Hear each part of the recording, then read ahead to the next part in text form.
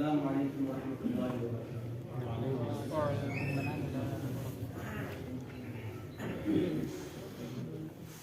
الحمد للہ الواحد القہار والصلاة والسلام علی النبی المختار وعلى آلہ واصحابہ الاخیار،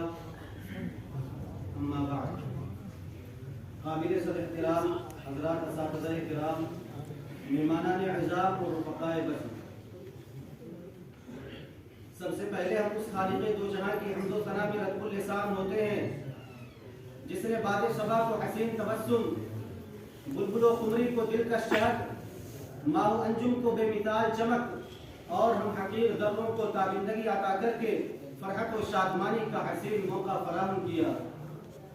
تیرے ہی لطف و کرم سے یہ خوشی حاصل ہوئی، تیرے ہی لطف و کرم سے یہ خوشی حاصل ہوئی، یہ مسرت تیری بھیجی ہوئی سوغات ہے آج۔ اس کے بعد درود و سلام کا نذرانہ پیش کرتے ہیں اس محسن اعظم، شاہ امم، تاجدار بطحہ، احمد مجتبیٰ محمد مصطفیٰ صلی اللہ علیہ وسلم کی بارگاہ اقدس میں، جن کے صدقے میں اس کرۂ ارضی کو وجود بخشا گیا، جسے شاعر نے یوں بیان کیا: کتاب فطرت کے سر ورق پر جو نام احمد رقم نہ ہوتا، کتاب فطرت کے سر ورق پر جو نام احمد رقم نہ ہوتا، یہ نقش ہستی ابھر نہ سکتا وجود لوح و قلم نہ ہوتا، زمین نہ ہوتی فلک نہ ہوتا عرب نہ ہوتا عجب نہ ہوتا، زمین نہ ہوتی فلک نہ ہوتا عرب نہ ہوتا عجب نہ ہوتا، یہ محفل فلفقہ نہ ہوتی اگر وہ شاہ امم نہ ہوتا۔ معزز سامعین، آج کے اس عظیم الشان اجلاس کے موقع پر ہم اراکین انجمن بزم نادیۃ الاتحاد طلبہ ضلع اعظم گڑھ اپنی قسمت کی ایک نئی داستان نقل کر رہے ہیں اور اپنے اساتذہ کرام کی خدمت عالیہ میں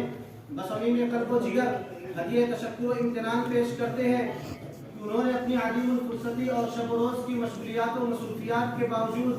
ہماری حقیر سی دعوت کو شرف قبولیت سے نوازا اور ہماری حوصلہ افزائی کی خاطر پروگرام میں شرکت فرما کر کرم فرمائی کی۔ میں ان عظیم ہستیوں کے اظہار تشکر میں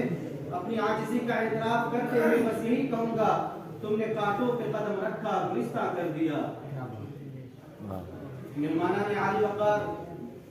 میں بہت ممنون و مشکور ہوں اپنے ان تمام احباب کا بھی جنہوں نے ہماری دعوت قبول کی